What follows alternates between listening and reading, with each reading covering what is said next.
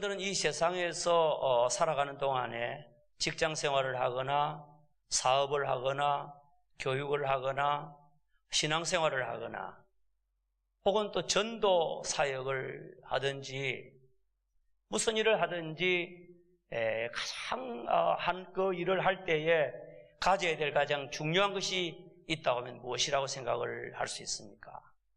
가장 중요한 것이 무엇일까요? 마음속에 생각을 해보시기 바랍니다. 무엇이 가장 중요할까?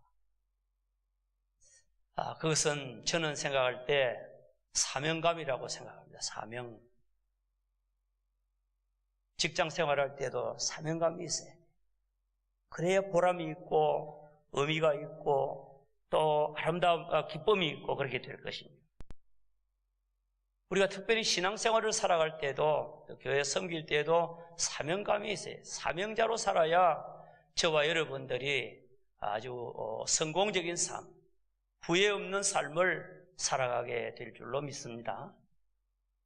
사명이 없는 사람은 헌신하지도 못하고 희생도 못해요. 사명이 없는 사람은 그것을 위해서 죽을 수도 없고 그리고 그것을 위해서 전적으로 헌신할 수가 없어요.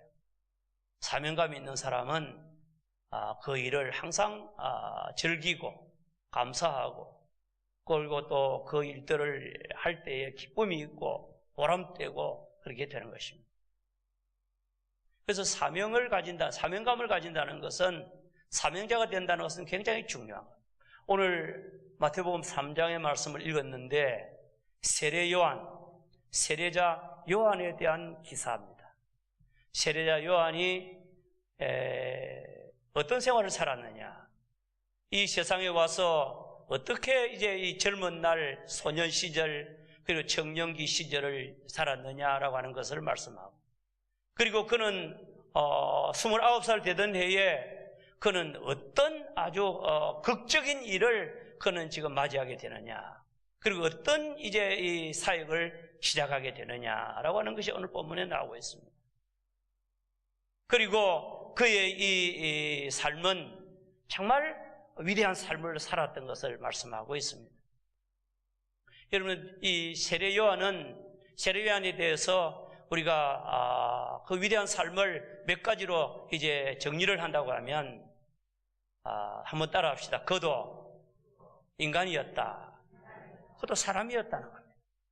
두 번째로는 따라합시다. 그는 하나님의 보내심을 받았다.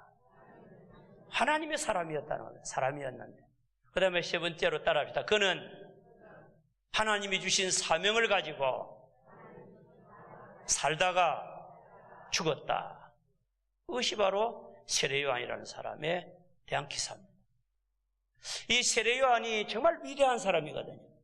예수 그리스도, 그분과 아주 밀접한 관계가 있는 분이에요. 그분이 이 세상에 오심과 그분의 사역과 세례 요한은 아주 관계가 있고, 이 세례 요한의 사역으로부터 시작해서 예수님의 사역이 이제 들어가게 되는 거예요. 그래서 마가복음 1장의 말씀에 보면 예수 그리스도의 복음의 시작이라, 마가는 1장 1절에 마가복음에 그렇게 말씀하면서 그 다음에 제일 먼저 이야기한 것이 예수 그리스도에 대한 말씀이 아니라 세례 요한이 예수님을 위해서 이렇게 일을 했다 하는 것을 기록을 하고 있는 거예요. 마가복음 1장에. 그래서 이 세례 요한이 예수님을 위하여 길을 닦고 높은 산, 낮은 산은 낮추고 깊은 골짜기와 이와 같은 것은 표현하면 상징적인 거죠.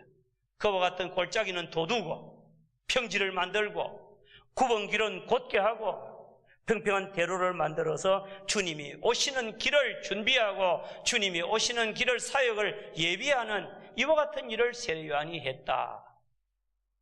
이 굽은 길, 안 그러면 높은 산, 낮은 산, 깊은 골짜기는 무엇을 의미하는가 하면 사람의 마음, 사람의 상태를 의미하는 거예요. 이와 같은 마음들을 다 정리를 해서 주님이 오셔서 사역하시기에 좋도록 그와 같은 일을 사명자로 그렇게 살았다라고 하는 겁니다. 조금 다시 한 번 더 설명을 조금 더 하면 좋겠습니다. 세례요한은 어떤 사람이었습니까? 세례요한의 일반적인 세례요한에 대한 지식을 좀 가져봅시다. 첫째, 세례요한은 아비야의 반열에 속하는 제사장 사가랴라고 하는 사가랴와 그의 어머니 엘리사벳 사이에서 그가 태어나게 됩니다. 제사장 가문에서 태어나고 레위 지파에 속하는 거예요. 그는 에브라임 산지에 있는 이와 같은 이 제사장 가문에서 태어나게 되는데, 그의 어머니는 수태를 하지 못해서 오랫동안 자녀 때문에 이제 늘 신경을 쓰고 늘 염려하고 그랬던 분인데, 하나님께서 어느 날 이 엘리사벳에게 성령의 은혜로, 하나님의 은혜로 잉태하는 복을 주시는 거예요. 예수님처럼 남녀 관계가 아닌 이와 같은 것이 아니고 사가랴와 엘리사벳 사이에서 태어나게 되는 겁니다. 하나님께서는 이 세례요한을, 원래는 이름이 요한입니다. 세례를 많이 주니까 세례자 요한이라고 그랬어요. 이 요한을 세상에 보내시면서 하나님께서는 사명을 가지고 보내신 것입니다. 그래서 요한복음 1장에 말씀해 보니까 하나님께로부터 보냄을 받은 사람이 있으니 곧 요한이라. 요한복음 1장에 그렇게 말씀하고 있습니다. 하나님이 목적이 있어서, 하나님이 사명을 주어서 이 엘리사벳에게 아이를 주어서 태어난 사람이 바로 사명자요, 그리고 하나님 주신 은혜요, 이와 같은 자녀가 바로 요한이었다, 그 말입니다. 요한은 이 세상에 태어나서 어릴 때에 어머님의 젖을 먹고 어느 정도 성장을 하고 소년기를 좀 맞이하면서 언제부터인지는 모르지만은 요한은 유대 종교에 물들지 아니하고 타락한 그 시대의 그 어떤 이제 전통이나 그런 시대상에 동화되지 아니하고, 그는 어릴 때보다 아주 순전하게 거룩하게 하나님 중심으로 그렇게 의롭게 진실하게 그렇게 살게 됩니다. 자라게 됩니다. 어디에서 자라게 되는 거냐면, 그는 그의 삶의 처소가 유대 광야라 그랬어요. 유대 광야.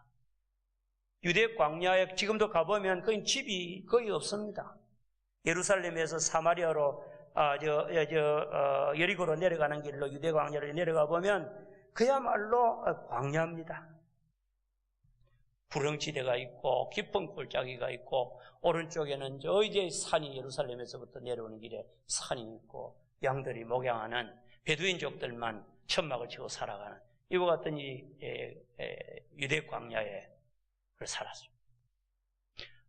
세례요한에게는 요즘 우리가 말하는 의식주, 아주 좋은 집, 좋은 아파트, 그리고 값비싼 이 어떤 전원주택, 이와 같은 것들이 그에게는 관심밖이었습니다.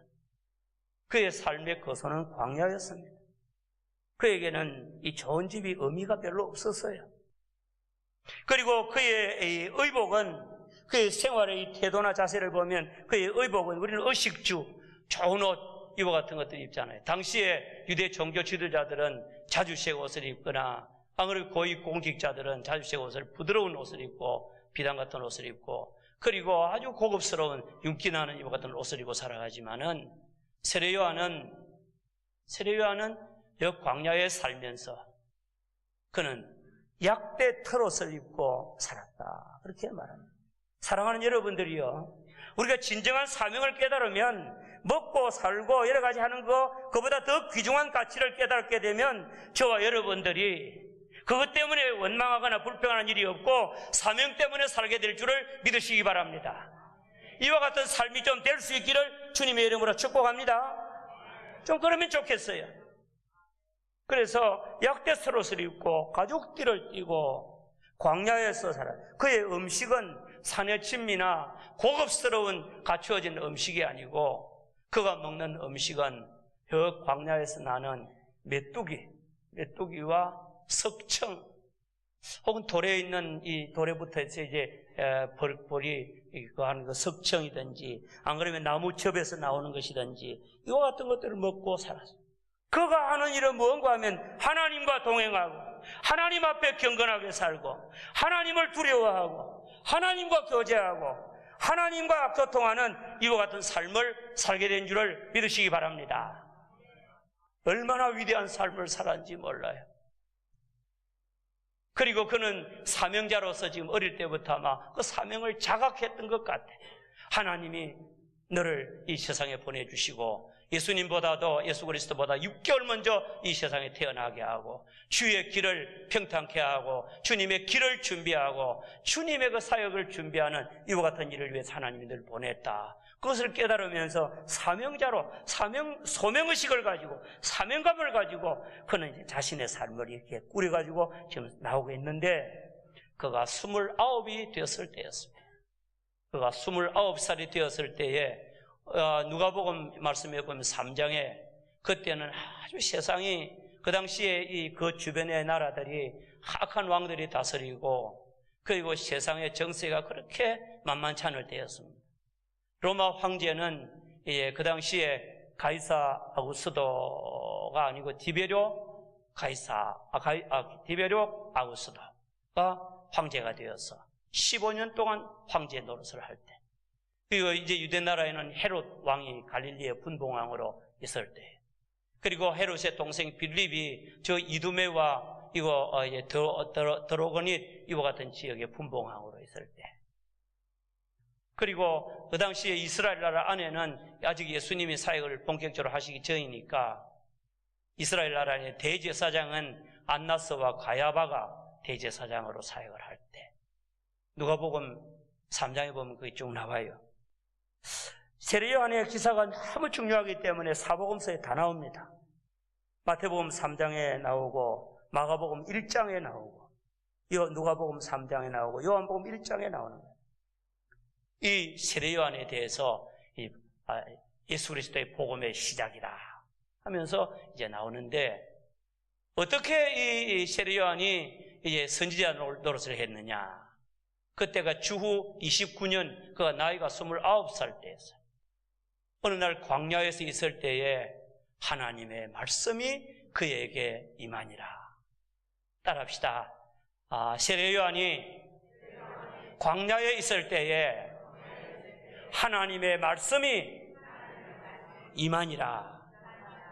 선지자가 되려고 하면 하나님의 말씀을 받아야 돼요. 하나님의 말씀이 임해야 돼요. 하나님의 이상을 봐야 돼요. 그래야 하나님의 말씀을 전할 수가 있는 줄을 믿습니다.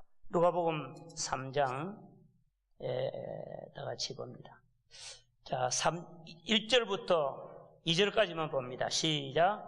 디베료 황제가 통치한 지 15해 곧 본디오 빌라도가 유대의 총독으로, 헤롯이 갈릴리의 분봉왕으로, 그 동생 빌립이 이두레와 드라고니 지방의 분봉왕으로, 루사니아가 아빌레네의 분봉왕으로 있을 때, 안나스와 가야바가 대제사장으로 있을 때에 하나님의 말씀이 빈들에서 사가랴의 아들 요한에게 임한지라. 아멘.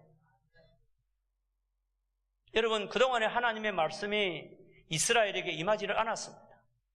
말라기 선지자가 이스라엘의 마지막 선지자로서, 이제 구약의 마지막 선지자로서 하나님의 그 말씀을 받고 예언하고, 그 다음에는 400년 동안 구약과 신약의 중간기, 암흑 시기, 그 시기에는 하나님의 말씀이 임하지를 않았어요. 그동안에는 선지자들이 예언을 하지 않았어요. 하나님께서 이스라엘을 완전히 내버려 두신 거예요.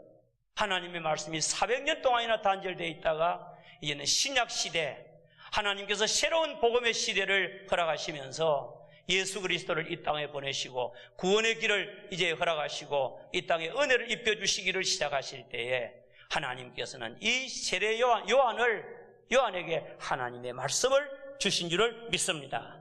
아멘. 이스라엘이 하나님의 은혜를 입기를 시작하는 거예요. 하나님의 말씀이 빈들에 있는 이 요한에게 임한지라. 그러니까 하나님의 말씀을 받은 거죠. 하나님의 능력도 받았겠죠. 그리고 하나님과 동행하면서 그는 철저히 하나님을 경외하며 하나님 두려워하며 살아가는 구별된 생활을 살았죠. 이와 같은 세례 요한이 그때로부터 시작해서 하나님의 말씀이 임하니까 그때부터 예언을 하기 시작하고 그때로부터 선지자 노릇을 하는 거예요. 그래서 예루살렘과 온 유대 사람들에게 이제 말씀을 전파하고 그리고 사역을 시작을 합니다. 무엇을 이제 어떤 일을 주로 했느냐? 그가 한 일은 한마디로 사명자로서 일을 했다는 것. 무슨 일? 따라합시다. 예수 그리스도의 길을 준비하고 예비하는 일. 예수님의 십자가의 복음, 예수님을 통하여 구원받는 복음, 천국의 복음, 이 놀라운 은혜를 이스라엘 백성들이 받아야 되겠는데 이스라엘 백성이 준비가 안 되어 있는 거예요. 너무 강팍한 거예요. 심령이 아주 굳어 있는 겁니다. 이와 같은 심령을 기경하고 갈아엎고 회개시켜서 옥토와 같이 만들고 세례를 주고 그리고 이제 죄사함 받은 표를 주고 그리고 이스라엘 백성들에게 저들의 그 잘못에 대해서 아주 책망을 하고 그렇게 했다는 겁니다. 그래서 세례 요한이 한 일은 따라합시다. 회개의 복음. 회개의 복음을 전해. 회개하라. 그래서 무엇이 가까웠느니라? 천국이 가까웠느니라. 회개의 복음을 전파했습니다. 회개하라. 여러분, 천국과 회개는 밀접한 관계가 있는 것을 믿으시기 바랍니다. 회개하지 아니하면 믿음을 가질 수가 없습니다. 자신이 죄인 것을 알지 못하면 예수를 믿을 수가 없습니다. 예수를 믿지 아니하면 구원을 받지 못합니다. 구원받지 못하면 천국의 백성이 되지를 못합니다. 회개는 신앙생활의 출발점이고 토대가 되는 것임을 믿으시기 바랍니다. 오늘 성도들이 왜 은혜를 받지 못합니까? 회개가 부족하기 때문에 은혜를 받지 못하는 거예요. 어느 날 신앙생활을 살아가면서 자신이 이제는 다 됐다고 생각하고 의인이 됐다고 생각하기 때문에 회개를 하지 않는 거예요. 기도할 때도 부족함이 있는데도 회개하지 않고 그것도 형식적이고 회개하지 않으면 기도도 잘 안 되고 회개하지 않으면 믿음이 자라지도 않고 회개하지 아니하면 하나님 앞에서 새 사람이 될 수도 없고 새로운 삶을 살아갈 수가 없는 거예요. 그것도 이제 완전히 변화되지를 못하는 거예요. 세례 요한이 와서 한 일이 뭡니까? 회개의 복음을 얼마나 강하게 전했던지 세례 요한의 말씀을 들은 사람들은 전부 다 아멘하고 막 전부 다 회개하는 거예요. 도덕적인 회개. 도둑질하던 사람들, 간음하던 사람들, 안 그러면 또 사기치던 사람들, 이 세상에 온갖 남의 거 세금 넉탈하던 사람들, 남에게 강포를 행하던 사람들, 수많은 잘못된 이와 같은 것들에 대해 깨닫고요. 심정이 깨달아져서 회개를 하게 되는 거예요. 회개의 복음. 그래서 예수님 사역을 시작하시기 전에 이 세례 요한이 유대와 예루살렘에 이와 같은 일을 했다는 거 아닙니까? 아멘? 회개의 복음. 그 다음에 따라합시다. 죄사함을 얻는 세례. 죄사함을 얻는 세례를 받으라고 팍 했어요. 죄사함을 받은 표가 세례다. 그러니까 사람들이 전부 다 물에서 푹 잠그고 죄사함을 씻음을 받았다는 그런 이제 세례를 받고 그리고 저희들이 도덕적인 회개, 1차적인 이와 같은 것을 이제 정리를 한 거죠. 그러니까 어떤 사람이 옵니까? 세리들도 나오고 창녀들도 나오고 그리고 또 거기는 군인들도 나오고 가난한 사람들도 나오고 온갖 사람들이 다 나오는데 그중에 보니까 어떤 사람도 나오는가 하면 유대인들 가운데 종교 지도자인 바리새인과 사두개인들이 나오더라. 많이 나오더라. 보니까 회개도 안 하고 저들이 구경 삼아서 지금 나오는 거예요. 이 광경을 보고 세례 요한이 외칩니다. 이 독사의 자식들아, 누가 너희에게 가르쳐서 일러주어서 임박한 진노를 피하라고 하더냐. 지금 임박한 진노, 하나님의 진노가 임했는데 임할 것인데 누가 가르쳐주더냐. 그렇게 하라고. 회개에 합당한 열매를 맺어야 될 거 아니냐. 그렇게 말하면서 회개에 합당한 열매를 맺으라고 권면합니다. 그리고 너희가 속으로 아브라함의 자손이라고 말하지 말라. 그들은 생각할 때 우리는 아브라함의 자손이니까 의뢰의 하나님의 백성이고 의뢰의 구원받고 의뢰의 의인이고 그렇게 생각했는데 너희가 속으로 우리는 아브라함의 자손입니다. 그렇게 생각하지 말라고 했어. 하나님이 원하시면 이 돌들로도 아브라함의 자손 만들 수가 있다. 아멘. 그러면서 그들의 잘못을 책망하고 그들의 기득권 주장하는 거 책망하고 그들을 완전히 지금 이제 뜯어 고치는 가르치는 아주 이와 같은 능력이 능력 있는 사역을 했습니다. 따라합시다. 성령의 능력으로, 사랑으로, 사명감을 가지고 진실된 마음으로 하면 될 수 있는 줄을 믿습니다. 그럼 떠들고칠 수가 있는 거예요. 그래서 회개의 복음, 죄사함을 얻는 회개 복음, 그리고 잘못된 그 삶들에서 책망하는 이와 같은 이제 이 책망의 이와 같은 말씀들, 가르침들, 그리고 저들이 아브라함의 자손이라고 기득권 주장하지 말고, 그리고 임박한 진노를 그렇게 가르쳤어요. 이미 도끼가 나무 뿌리에 놓였다고 말씀했어요. 누구든지 회개하지 아니하면 하나님께서 이와 같은 이 자들을 우리 주님께서 전부 다 이제 다 멸망시킬 거라고. 그러면서 이제 중요한 것을 말씀합니다. 세례 요한의 가장 궁극적인 목적은 누구를 소개하는 거? 예수 그리스도를 소개하는 것이었습니다. 그는 말씀하기를 나는 너희에게 물로 세례를 주거니와 내 뒤에 오시는 분은 나보다 먼저 계시는 분인데 그분이 너희들에게 성령과 불로 세례를 주실 것이다. 아멘. 나는 그의 신을 들기도 감당할 수가 없다. 오늘 마태복음에는, 마가복음, 누가복음, 요한복음, 마가복음, 누가복음에는 그의 신권을 풀기에 내가 감당할 수가 없다. 그렇게 말씀했습니다. 그러면서 내 뒤에 오시는 그 예수님, 그분을 너희들이 믿어야 된다. 예수 그리스도에게 안내하고 예수님을 소개하는 사명을 가졌던 것입니다. 마지막으로 예수 그리스도께서 심판주로 오실 것을 말씀했습니다. 우리 예수님께서 키를 가지고 자기의 타작마당을 정결하게 하실 분인데 이분이 알곡은 모아서 곡간에 드리고 죽정이는 불에 넣어서 불사를 것이다. 그렇게 말씀을 하셨습니다. 이것이 세례 요한의 사명이고 세례 요한은 이것을 위해서 평생 살았습니다. 아멘.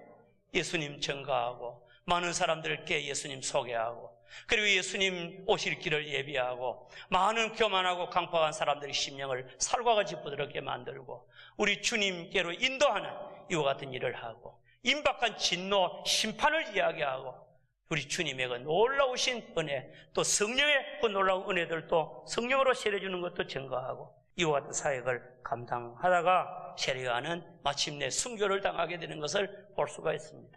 사명에 살다가 사명에 죽은 거예요. 사랑하는 여러분들이요, 세례 요한은 하나님의 보내심을 받아서 사명자로 왔습니다. 그 자신도 사명자의 줄을 자각했습니다. 사명을 위해서 살았습니다. 사명을 위해서 헌신하고 사명을 위해서 살다가 나중에는 사명 때문에 죽임을 당하게 되는 거예요.